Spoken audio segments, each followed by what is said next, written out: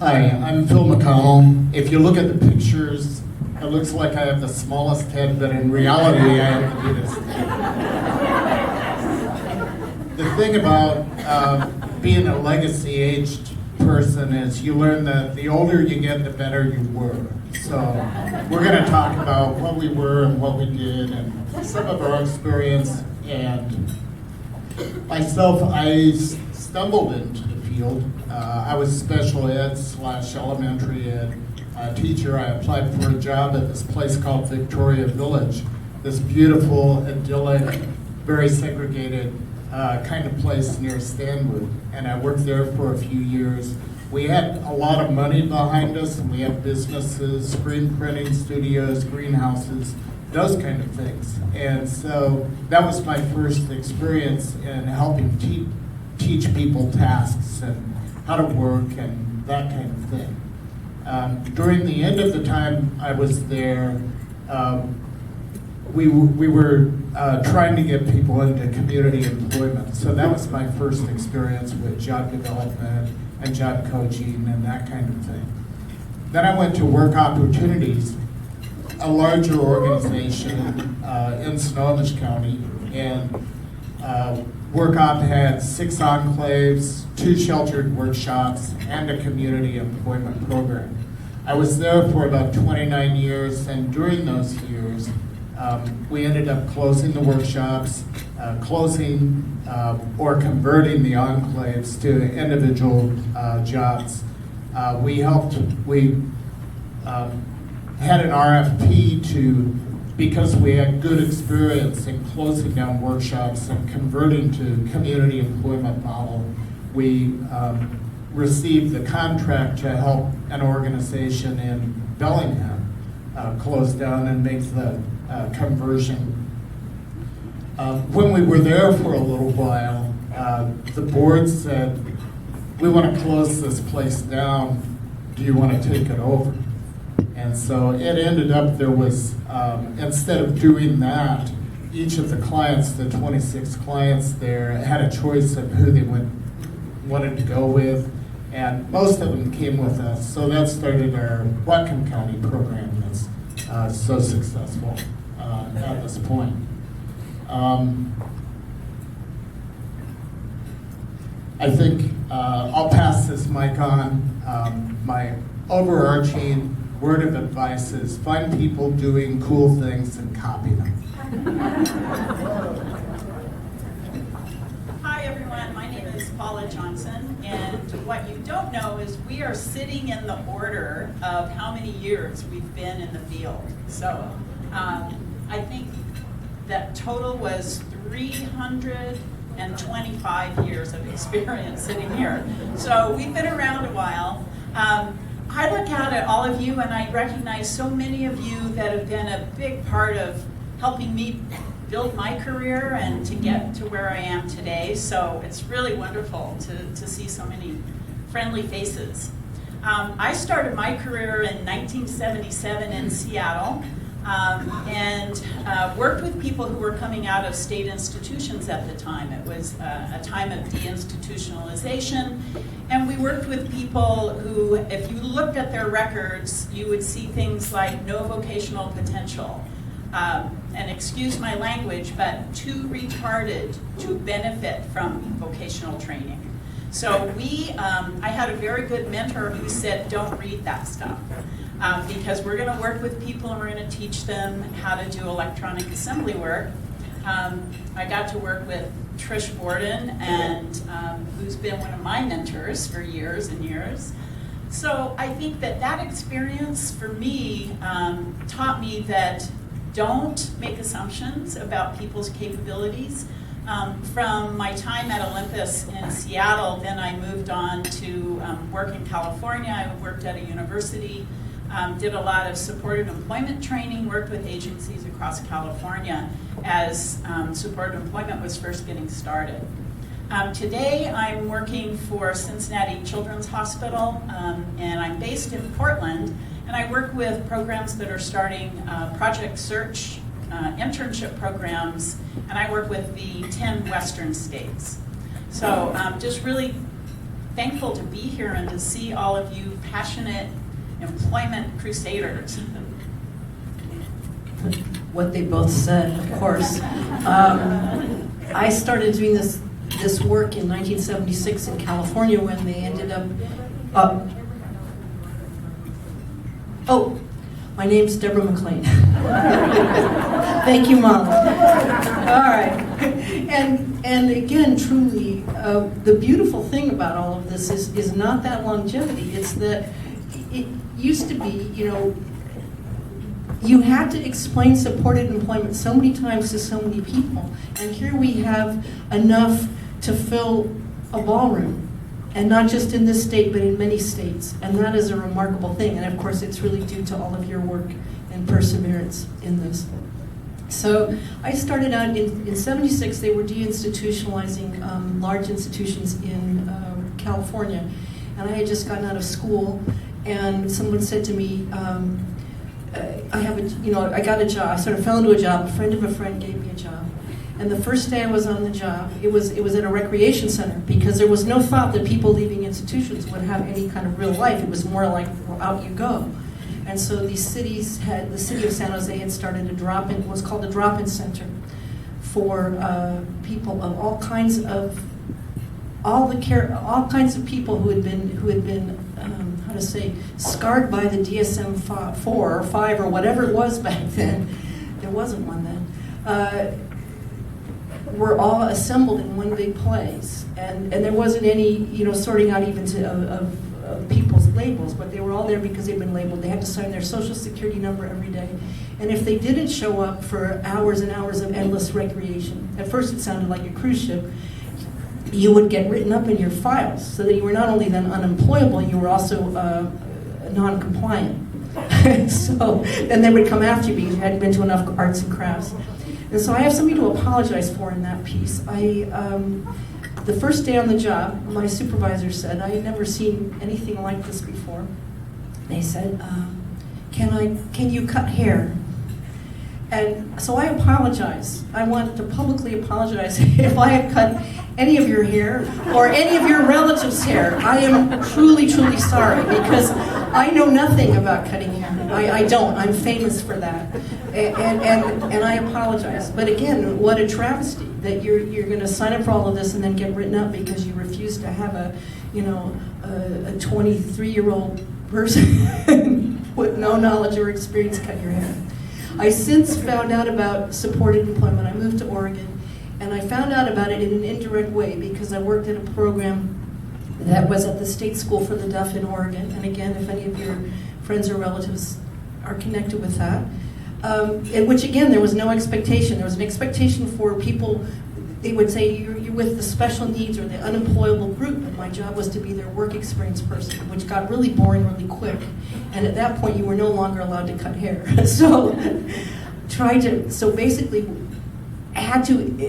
was shocked to find at the end of the year that all these students who I'd gotten to know, who were really amazing, wonderful, bright people with these incredible litany of labels, that they weren't expected to work, and that they were then going to go on into these waiting lists, because at that point Oregon had no money.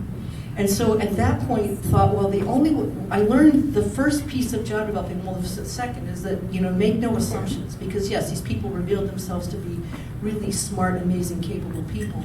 But then the second assumption that I learned was, because I was unconsciously mimicking sheltered workshops, in that I was thinking, oh gosh, what are we going to do? We can't just sit here all day looking at each other. We've got to have something. And I had no training as a teacher either. So imagine that that's how disrespectful it was, that you weren't even going to have a trained teacher with you all day. Where were these people's parents? I don't know. Anyway, they said, okay, just do whatever. No one checked on me. No one looked at the IEPs. So I ended up sort of doing all kinds of things. So of course, I had to have a greenhouse. For a while, I had a restaurant. For a while, I had a recycling center. And then I was like, well, wait, maybe I can have work experience. Gee, that's in my job title. Maybe I should go place people in some jobs. Gosh, it's awful that they're getting volunteer jobs. Maybe I should just ask them for a real job, and so on. And then found the other part, which I learned, and it's kept me in good stead ever since, is that a real job offer trumps every time. You may feel like you're at the bottom of the heap in terms of what may happen in your own jobs and your own work. But in the end, if you can walk into that last almost damning meeting where they say, well, and furthermore, you're going nowhere, and keep at it, that if you have somebody with a real job offer, then you can transform their lives.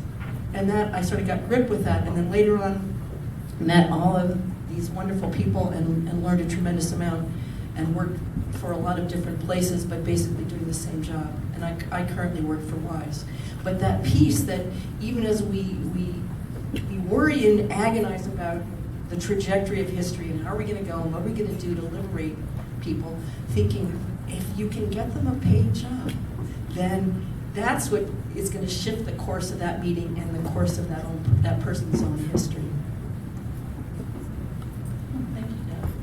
I'm Trish Borden, and I got started in the field of employment with people with developmental disabilities in Chicago in the 70s. And this man here hired me, and I was a floor supervisor in a sheltered workshop. And my initial interest was teaching people to do their jobs in the workshop. And I got a promotion at one point, and I was in charge of making timing lights. Some of you might know what a timing light is, but really interested in what people could do if they had systematic instruction. And at one point, there was a man named Ralph, and I couldn't teach Ralph to do anything, like even sweeping the floor. And a gentleman named Mark Gold from the University of Illinois came to the workshop, and Ralph was one of these participants in this university program where he was going to learn to assemble like a 25-piece bicycle brake. And within 3 weeks, a graduate student had taught Ralph to assemble this bicycle brake flawlessly. And this was a huge moment in my career because I realized it wasn't about Ralph. It was about my ability to teach. And that if I really wanted to have an impact on people with developmental disabilities, I needed to change who I was and what I was capable of doing. And so I always thank Ralph for that. After a couple of sheltered workshops and a marriage to Lee, we were living in Washington, and I had the opportunity to work with Paula in a specialized training program, which again involved teaching people with significant disabilities to do complex work. And very successful. And at one point, I think the workers in the shop were making $250 a month. And that might not seem like a lot to you, but that was like mind-boggling that people made that much in a month. And I thought to myself, this is as good as it gets, really. This is as good as it gets. And eventually, I was able to get a job at Trillium Employment Services, and I was the director there for 29 years. My focus at Trillium was on corporate job development, which I learned from Paula. And one of the other things that I did about 30 years ago that was really important is, and it started with a meeting with Linda Rolfe. I went to her office in Tacoma, and I was looking, Lee and I were guardians for a man named Bill Monterey. And I was looking for him to be more involved in the community, and I wanted to start something. And I went home from that meeting, and I started thinking about all the words I had said to Linda about Bill being involved in the community. And I realized I was not involved in the community at all. And so some time passed, and I ended up running for city council and served on the city council in Auburn for 12 years, and also I've been in Auburn Rotary for 30 years. And because of those relationships, I think I've been able to help people with developmental disabilities get jobs. And so those are sort of the key points in my career, and I got to credit Bill and Ralph for teaching me that.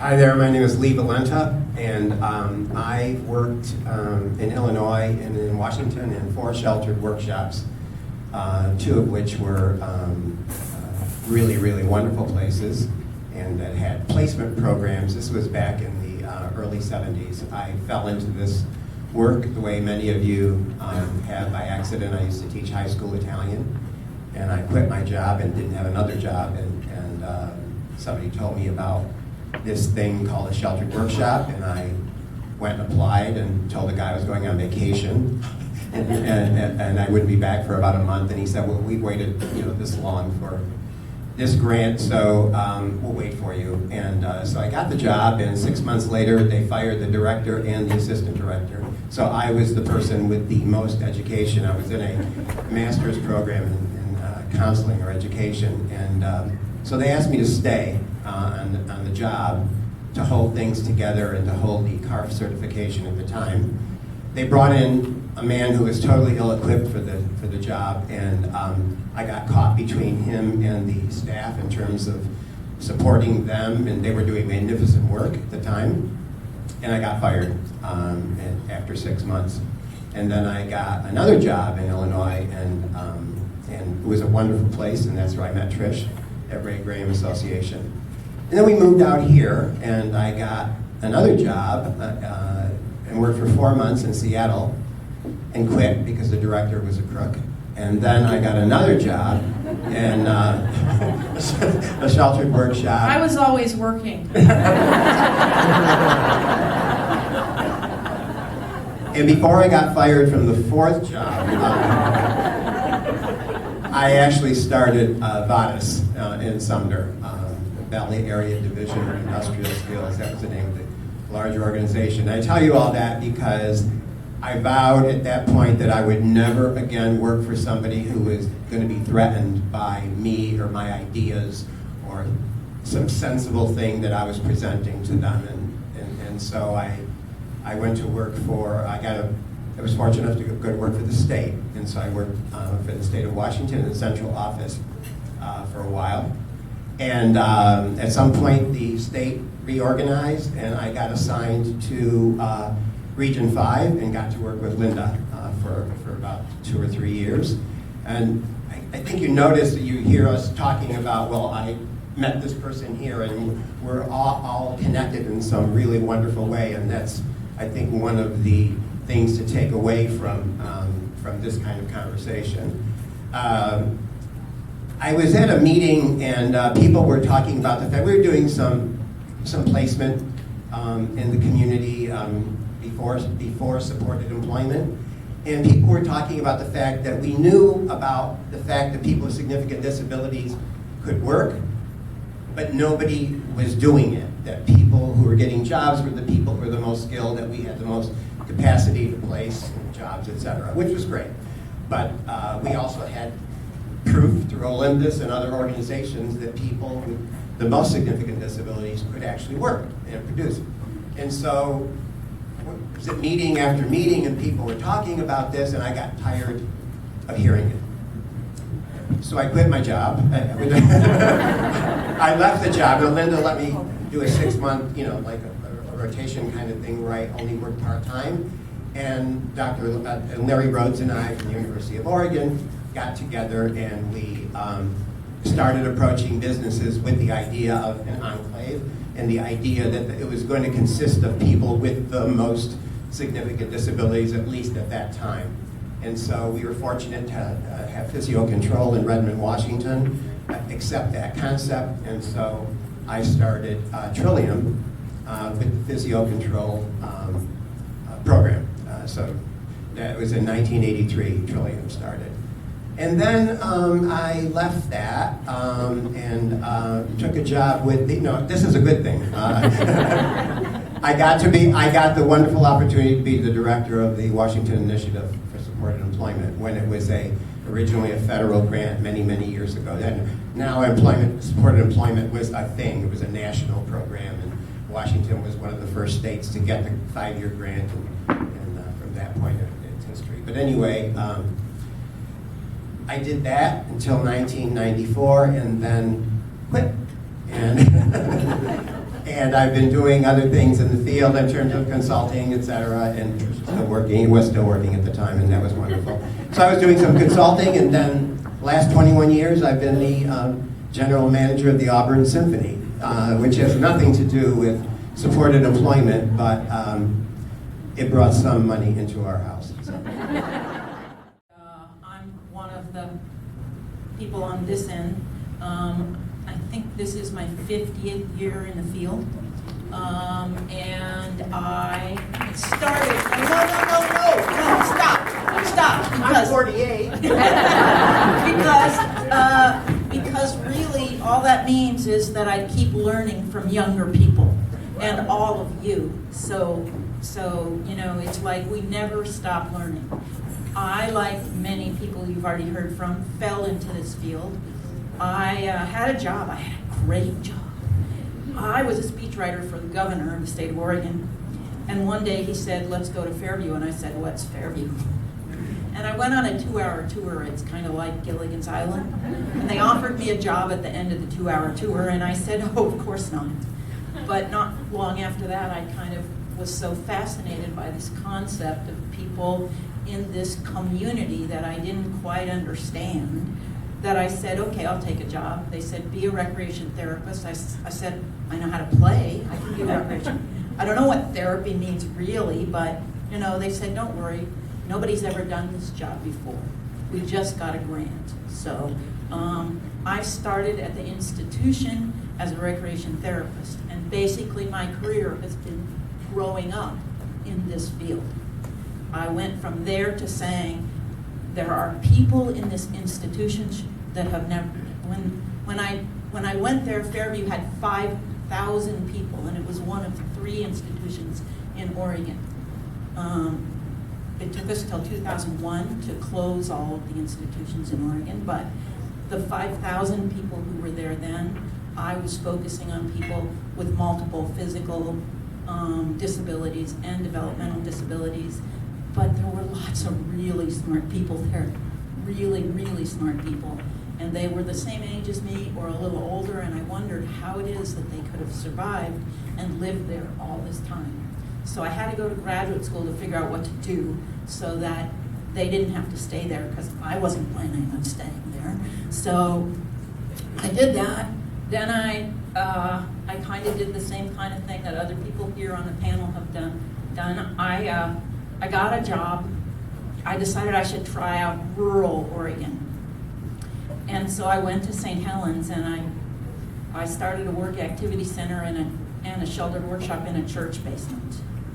And basically spent the next 6 years being a service provider in either St. Helens or Eugene, Oregon, and developing some programs and learning a lot from families in particular, and learning a lot about communities.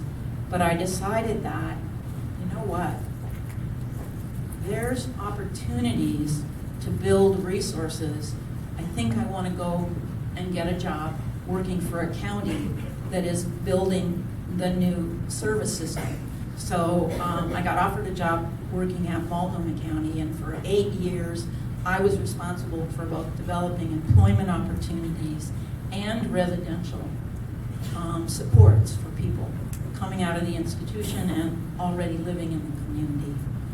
That was a great job because I realized right away that I needed to use the resources from the University of Oregon, but also the resources from other people. So I traipsed up to Washington and met Lee, and got to know Paula a bit better at the University of San Francisco in those days. But from being a county person, I decided Oregon was going through a sort of we're out of money phase, and I was tired of being the person who went to a provider agency and said, oh, you're going to feel bad because I'm only going to cut your budget by 10%. So don't feel too bad. I said, I'm not doing that anymore, I quit. And I went to one of those 10 states that got the first round of supported employment grants. I went to Virginia for 4.5, almost 5 years, and had a wonderful time developing resources and having economic development funds to convert workshops. But I missed home. I also wanted to do that so that I could go to work at Voc Rehab because I hadn't really ever really understood them, and I thought I wanted to blow it up. I should say that out loud because what I really want to say is that vocational rehabilitation is an agency that works if you know how to work as a partner. And I didn't initially, so I never really blew them up, but I did sort of try to figure out how to be partners. So I worked at Virginia VR for 5 years, then I came back and worked in Oregon VR and did more. In those jobs, I was basically responsible for supported employment, both in Virginia and in Oregon. I came back to the DD system because that's where my heart was, and worked in the state DD office from about the mid-90s.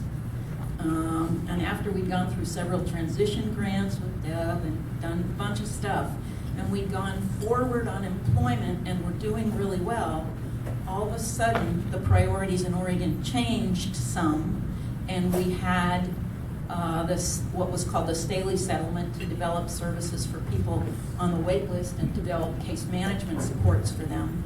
So I left employment for a period of time, or I just added other jobs on top of employment. So I spent some years only getting to do employment, even though it was my passion, it wasn't my full-time job. From 2010, 2009, Oregon reinitiated an effort to put employment first at the front of the line in terms of dollars, and we developed a contract with WISE and started on the road to employment again, and that's been maintained until today. So they have worked for 10 years. Some of that was rebuilding, and some of that is developing a whole bunch of brand new stuff. I actually left officially in 2012 and worked as a consultant until about a year ago. So now I'm officially retired.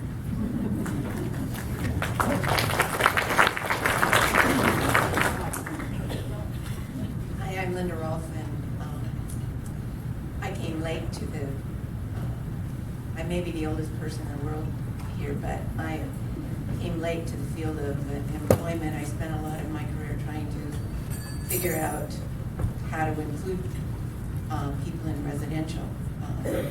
I didn't fall into this job. I chose to work with people with disabilities, and my whole career I've tried to figure out ways to get people included, and most of my career was spent in residential until I finally learned to listen to folks like Mary Strelo and Trish Borden about the way to get people included is through their jobs and through their communities.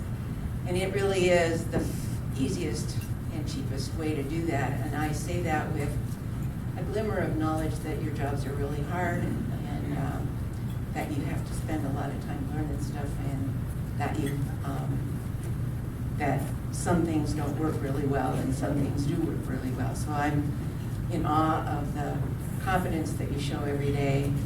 But I do have to tell you that my experience tells me that employment is the way to get people included in their communities, and it is, again, the easiest, the cheapest, and the fastest way to do that. Thank you. Thank you guys for that was a great introduction. I was thinking about I have to tell you, preparing for this session, we've already had the session a couple of times. We had it back in the corner at the table. We had it on the phone last week. And one of the things that's been a theme as I've been listening to all of you talk has been this thread. You have some common qualities besides your senses of humor.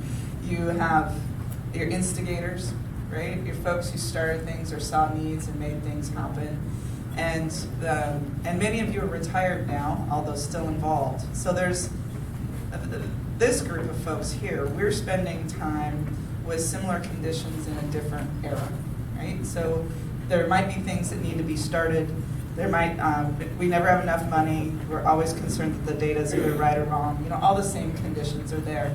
So I want you to put on your thinking hats and your creative hats and talk to us about regardless of the conditions and constraints, where are the opportunities right now? When you think about us going forward, and we think about what can we create, what can we manifest, what should we be thinking about if you were starting right now? Not starting with haircuts and those sorts of things. But if you were given the conditions we have right now that you know about, where does that lead you? What would you be doing right now? What would you be going, this is what I have to do for the next 5 to 10 years?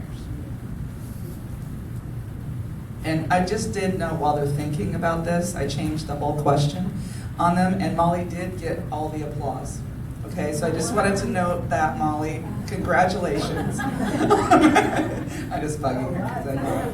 So, what comes to mind, Paula? Well, I spend a lot of time with employers, and what I'm seeing right now is an openness that I've never seen before. I've met with many companies who are asking for our advice now. And so I think what I would do, I would spend all of my time getting to know employers, networking. We get so caught up, I think, sometimes in process of how we deliver services. If we took even 10% of that time and really focused on building relationships with employers, I'm amazed at how willing they are to work with us. And I think that we've made it too complicated. So really, that's how I would spend my time. I would definitely work with employers every minute I could. I would spend my time working on how I thought about it. Because there's the only way you can get jobs for people is to figure out that you can do it. And that in order to believe that you can do it, you have to sometimes change the way you think about it. So I would figure out ways to change the way I think about it. I would do as much training as I could. I would do as much reading as I could. I would meet as many people as I could who actually have additional skills in the area. So changing the way you think about it, I think, is the most important thing to do when you're trying to find people, when you're trying to find jobs for people who aren't what employers are necessarily looking for. I agree with that. Trish mentioned Mark Gold, who's one of the godfathers of supported employment. One quote I like of his is, he said, "If you believe it, you'll see it." And I think that's real important to keep that in your mind as you develop jobs for people. Recently, I've been thinking a lot. I heard the word, somebody used the word, or people use the word construct. And so I was wondering, well, what really is a construct? After I used it for a couple of years, I thought I'd look it up. And usually things start out with a concept. You have an idea of something that you want to happen, and then their agreement is built among people about, yeah, this really ought to happen. How's it going to happen?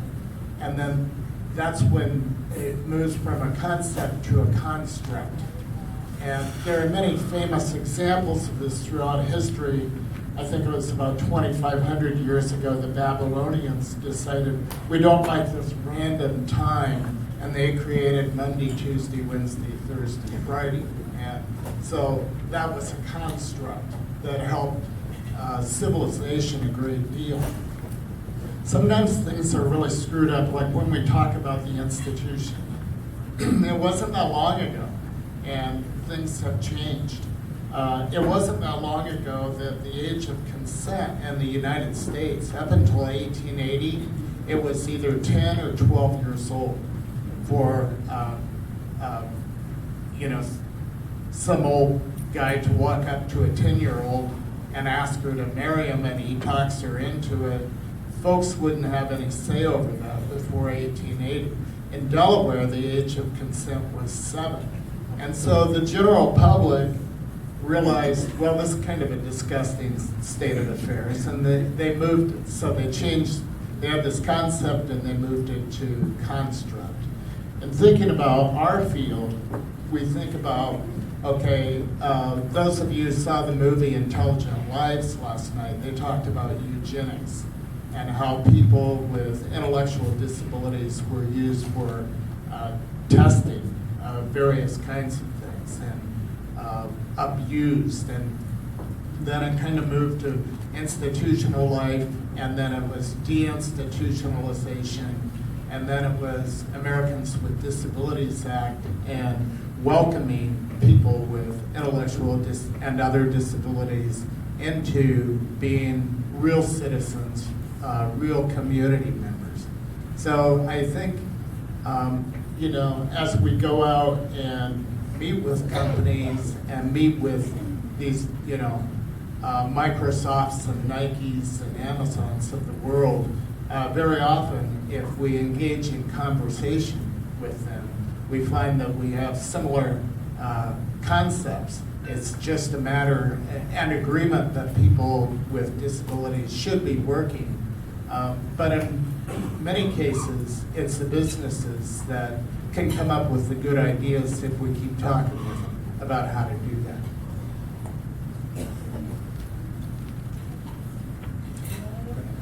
Well, I would say build relationships, and I think a large portion of the community has not been educated or had the opportunity to meet people with developmental disabilities still. And so I say go out and develop relationships yourself. And your employer may say, well, what are we going to get out of that? And I think there's a danger of employers considering that everything you as staff do has to be transactional. Like it has to be present and transactional. And I think I would like to convince everybody in this field that relationships aren't transactional, and getting involved in the community shouldn't be transactional either. And so spending more time out there directly with employers, educating employers, service clubs, chambers, develop those relationships. I've always thought it was really important to have a very, obviously from my experience of being fired and quitting, to have a healthy workplace, because I always felt, how could you go out and help an employer support an employee in a healthy kind of way if the organization that you work in is not healthy to begin with? Where are you learning how to do your craft? And so I always thought that's really important. So I would encourage you to always make sure that your organization, whether you're an employment specialist, whether you're a mid-manager, whether you're the executive director, that you're always working toward keeping the organization healthy and getting rid of all the crap that you go through, that you're spending your time on, that isn't going to contribute to you learning how to go and support somebody and support an employer. I was just thinking it really is that, echoing what everybody said, these are an amazing group to sit with, that concept of, well, first of all, 300 years, but we're all the same generation, every one of us, and then everyone in this room, we're the children of the Americans with Disabilities Act. That it's that trajectory that happened after that became, you know, went from construct to framework, and then that's what's allowed us to see that sort of lifelong struggle that everyone in this room is engaged in, which is that idea of how do you include people at the deepest level on an everyday basis. So that, and then also that idea of belief, that if you have to believe that everybody you're working with is indeed employable, and then you have to be bold enough to have that conversation. And not only bold, but then sometimes you have to drag yourself out of your office or out of your car or out of your house and then have that conversation with people. Because we are that first generation to really, to open the door to having, to really have to explore that national notion of inclusion. So. Thanks, Deb. And I'm going to pivot just a little bit here, because thank you guys for submitting questions from the audience. We actually have one specifically for you, Molly, from Dana Davis. And, so it goes like this. Did you believe in people you were supporting when you were a DVR counselor? Absolutely, 100%. I often, though, was, and it's because I personally had a great deal of experience before I went to VR with people with intellectual and developmental disabilities. But VR as an agency, when I first started working, with them had less experience. And you're still always dealing with the fact that one of the things that happens in VR is that they serve such a broad population of people with disabilities that they don't have as much knowledge and experience as you would wish they had, some of them. Some counselors are wonderful. If you know the counselors in a specific office that have that experience, that's great. But even if you're with a counselor who's brand new and doesn't, whatever your position is, as a self-advocate, as a family member, as a job developer, as a teacher, you are an important part of the team around that individual to share with VR, who may be a newer member of this individual's team, exactly the assets that each individual brings to the table. Thanks, Molly. Another one for the crowd, for everyone to ponder here. Okay? It's a little bit more specific, but can any of you talk about how to get feedback of somebody's individual interests, skills, specifically for those folks or persons with low verbal expressiveness? Do not talk in conversations about themselves, and subsequently how to get the most out of the PCP sessions so the person will be relatively happy going to work.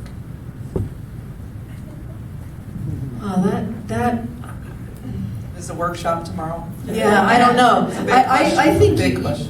it's a big question, but really it's a simple question. First of all, you have to believe that you got to believe that everybody communicates, and then you have to challenge yourself to figure out how they do communicate, which means you may have to take an indirect approach, so that rather than involving people in an interview kind of format where you're asking people, what do you want to do, and they tell you, or you tell us the answer to this or that. You have to observe people, you have to put them, which is what the beauty of discovery really is sort of founded on, that idea of saying, rather than just interviewing or asking people questions, you're going to say, how do we try a bunch of different things and collect information perhaps indirectly? And also to find informants, always to find people who know and get along with that person, because they have lots, they know a lot about how,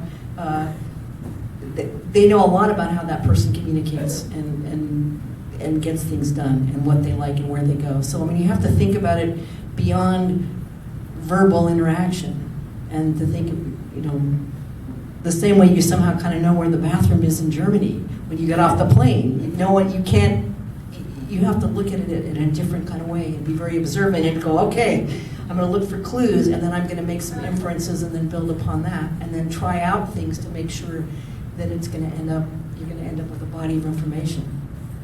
I think the other thing that I've learned from Deb and from many of the other people on this panel and in this audience is that while you're doing that, the other side of your brain is saying, if this person, who may also have limited physical abilities or other kinds of challenges to employment that make many people think they're not employable, you have to be thinking, how might you use that asset that you found, that special sense in a job? It may not be the job that you see in a specific business, but that's, I mean, if anything, that's where the concept of job carving came from, and why it's still important and essential.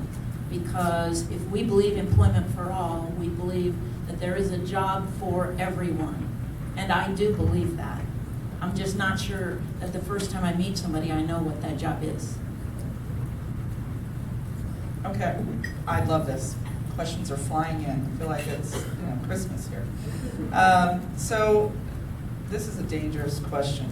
What advice would you give your younger self just starting in this field? And subsequently, if you could go back in time and start all over again, what would you do different? So think about giving yourself advice when you started out, and what would you do differently starting out than you've done? I think one thing is everything's connected, nothing's siloed.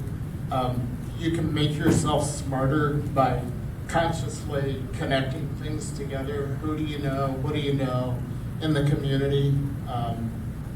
Another thing is that research shows that your brain primed for happiness outperforms your brain not primed for happiness. So there's an advantage, even a work ethic, that says you ought to try to, it's kind of like what Lee was saying about healthy organizations. You need to be healthy yourself.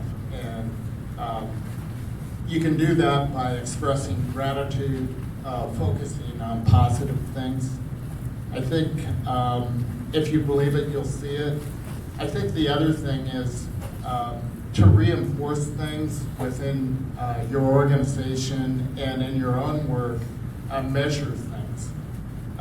David Mank, who some of you know, he's at Indiana University, he's a research person, and one time we were having a discussion about, my point was, why do we have to keep all these numbers? And he said, Phil, without data, you're just another guy with an opinion.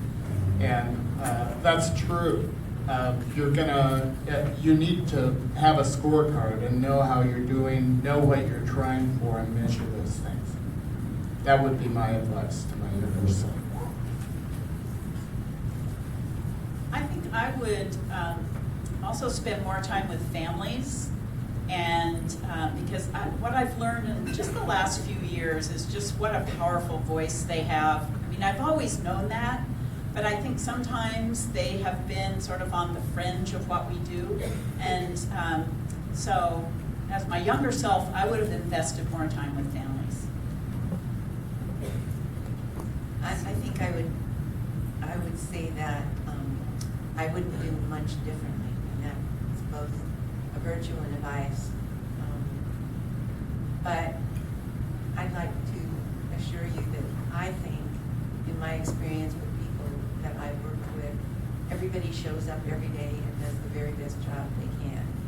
I showed up every day, did the very best job I could, and some days were way better than others. But I think just showing up and doing the best job you can, and then at the end of the day, congratulating yourself for doing that, leaving it at your work, and going on with your life. So just know that you're doing the very best job you can, and be good to yourselves. Oh man, I'm giving advice to myself versus, I would say I feel like I was very, very lucky. I had just a wonderful sort of lineup of teachers and mentors and people that showed up, and jobs where people showed up and said, I'll show you something that I was able to use. So that, and I would say, don't give up. Never give up, because you only need one person, whether they're an executive or they're in the mom and pop store or they're your next door neighbor, just say yes. And then that one yes changes the world. And so it's just a matter, sometimes you get lucky and you meet that person, maybe the second visit round or the second conversation, and sometimes you go, oh my gosh, I've talked to 200 people about this. So don't give up, and be bold enough to say, okay, who's next? Who else do I need to talk to? Rather than, okay, this is it. So, I'm going to go first, Lee. I would say dig deep and clarify what your values are.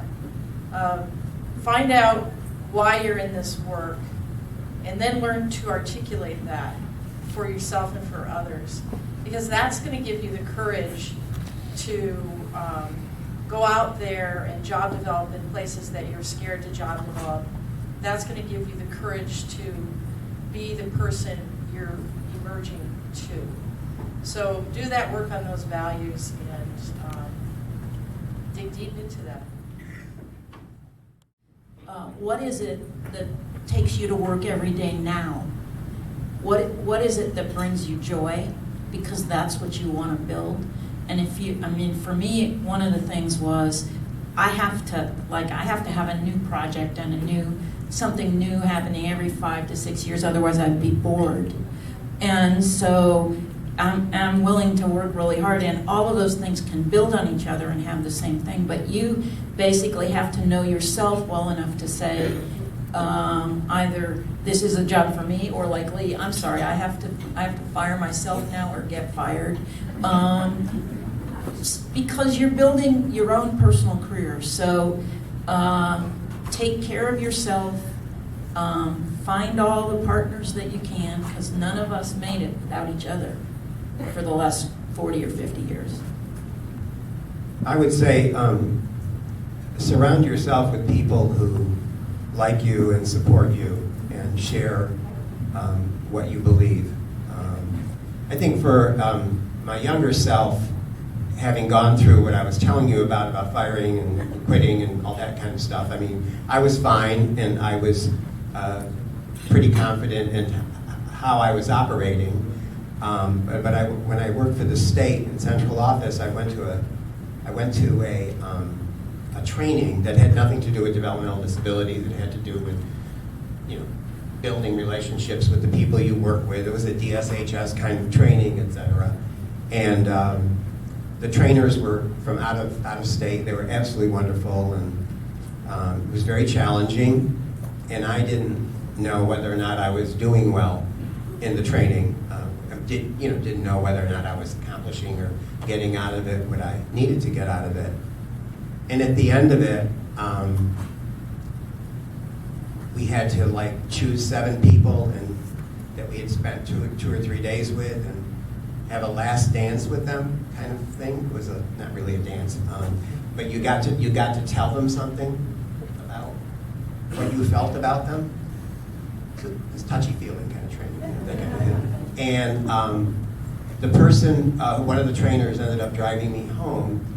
And when I got out of the car, he said, "Lee Valenta, you're a honey of a man." And it made me feel really, really wonderful about myself, and also realize that what I was bringing to this field and to the world was good stuff. And so pretty much since that point, I guess if you said, what do I say to my younger self, I guess I would have wanted to know that perhaps a little bit earlier than I did. And then I think from that point on, I have felt really good and have surrounded myself with people who, they don't keep saying that to me, but they keep telling me in many other kinds of ways that I'm that kind of person and I'm making that contribution. So I guess I would say is surround yourself with people who help you continue to feel good about yourself. So next up, this is so kind of pivot from the individual view and let's talk a little about what do you think supported employment agencies can do to be healthier workplaces, or what does a healthy agency look like?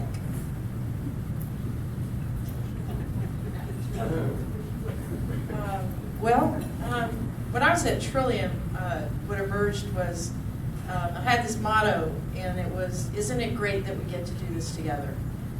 And that's how I felt. I felt like blessed to work with the people I worked with, and to be doing the work that we were doing. And so I would say work to have that happen. And the steps to it, I don't know. I think one big factor is management should be listening to their employees. I think the most important people in an agency are the ones who do the day-to-day work with individuals with disabilities. And so those people should be heard from, those staff, and they should be part of the decision-making. And keep the decisions close to those staff. And I guess there's other things you could do too. I think one of the things I know you did well was to provide positive reinforcement for your staff in some very unique ways that I often heard about. Your cats. Oh, the cats. They don't do the cats anymore. I don't know what they do, but when somebody got a job at Trillium, I would find a cat video online. This is my contribution as the director. I would find a cat video online, and I would send it to all staff in honor of the staff person who made that happen. And the staff person would tell the story of how that job was developed. And that became training for all other staff, because what other staff could see is it takes a lot of repeat visits to the employer, and it's not just one staff person, it's staff working together that mean a job for somebody. So I think Trish sort of sells herself short. I think a really good example of how to make a healthy organization is have Trish come to your organization and help you figure it out, because she paid her people well. She provided opportunities for different kinds of learning environments for them. She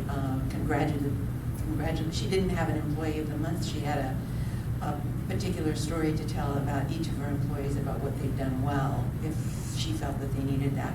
She was also rigorous in her disdain for making a big fuss about stuff. She made her fuss about people in a way that was helpful to them and helpful to her organization. So the best thing I think you can do is ask Trish to come to your organization and help you figure out how to make your organization a really good organization. thank you. I think the other thing that you do well that I think every organization should do, and this may come out in a different question, but the reality is that everybody in this room can be, if they're not already, a leader and can contribute. And so there are all kinds of opportunities for you to do that inside your agency and outside your agency with your government partners and community partners. And I think Trish was very good at finding those opportunities for her staff, sharing them and supporting them. And I think that that's a characteristic of successful agencies. I want to note that I know how much you're loving this moment, Trish.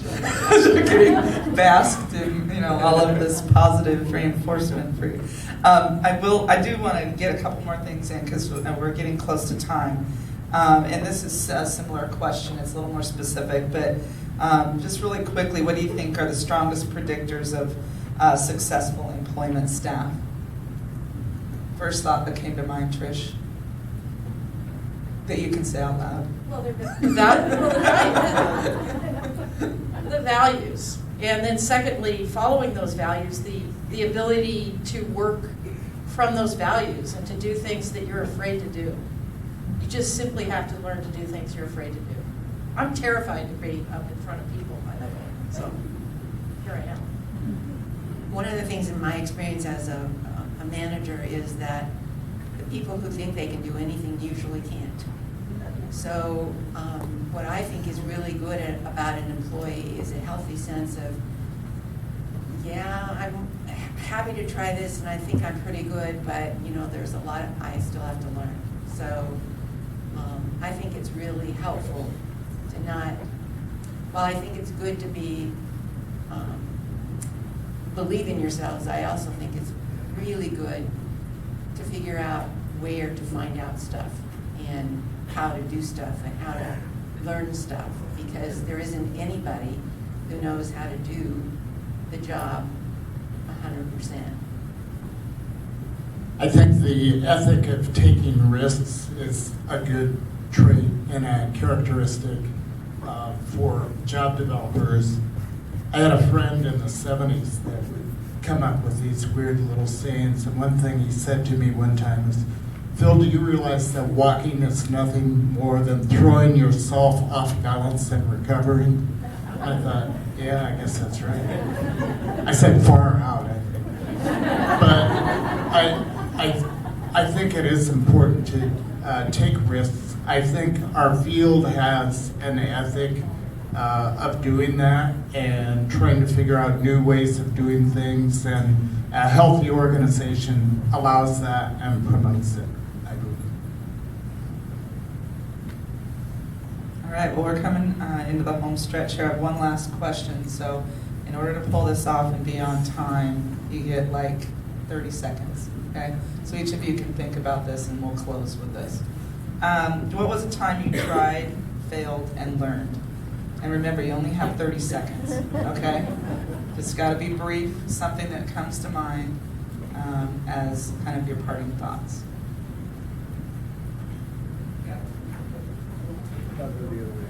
In 1992 and in 1994, I ran for the legislature, and I didn't make it. I lost. And what was the last part? What I learned was I probably could do a lot more and be who I was doing the work that I was doing than perhaps in that kind of environment. Well, back in 1999, when Trillium was pretty small, I think there were 5 staff. And one day, 3 of my staff quit. And so this was, what I did was I hired John Lund, who's a consultant, to find out what was wrong with me.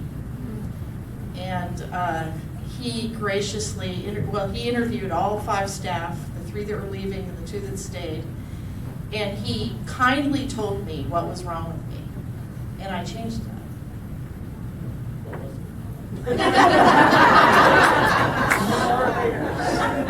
More later. The first thing that came into my mind was some of the things we tried with the Supported Employment Systems Change Project that fell on their face. In terms of our initial efforts at building a cadre of people with disabilities who got jobs, helping people understand Social Security long before the system had that. This was like 1991. And what'd you learn, Molly? I learned that it doesn't matter if you fail. If it's a good idea, you have to try it again a different way and ask yourself, what did we forget to do? And what we forgot to do was to really do the best job match we could have. Great.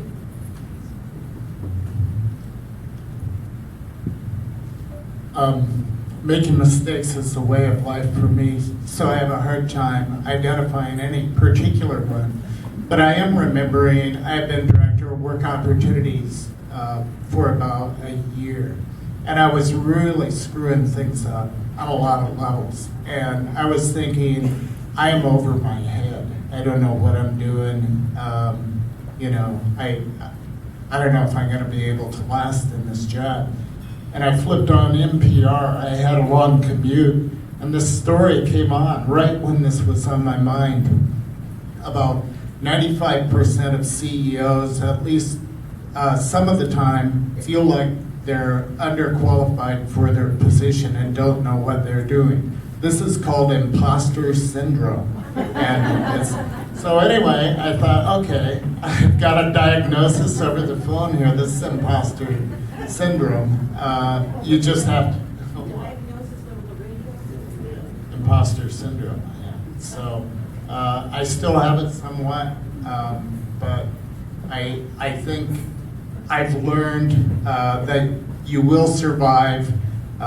We are surrounded by wonderful, intelligent, ambitious, great people. And if that's the case in that kind of environment, you're going to succeed.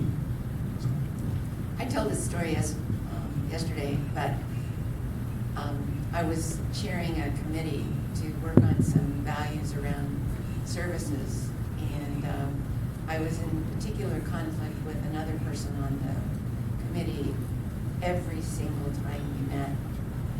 And one day I said to myself, I don't know why he doesn't hear me. I'm trying to agree with him. And at that point, I thought to myself, well, maybe he thinks the same thing about you, which taught me to listen. And I had a much better experience with that person than the rest of the time we spent on the committee. This is hard because, yes, there's a million mistakes that are behind me or anyone here, really. Is that when you're stuck, you say, okay, don't keep digging. You say, okay, I got to get somebody else to come and look and observe and say, well, wait a minute, what if you got out the hose or a pickaxe or some dynamite or, to stop and think.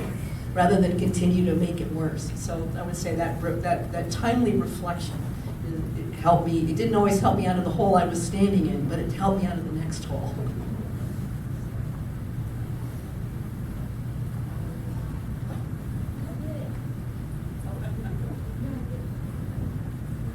Oh gosh, like Deb, I've made a lot of mistakes over the years, and I think it's what I've learned is you just can't give up. You have to just keep digging a little deeper and checking in with people, because so many times I think we have a tendency to make assumptions. We think we know what other people are thinking, when in reality it's not the case. So follow up and don't be afraid to have that conversation. And learning that you didn't do something right is not failing, it's learning. Thanks, Molly. I recognize we're at time. You can join the living room, find these guys anywhere around. I really do want to thank the audience for wonderful, thoughtful questions that helped us move along and to have a more well-rounded conversation. And thanks, you guys. Really appreciate you all being here and taking the time.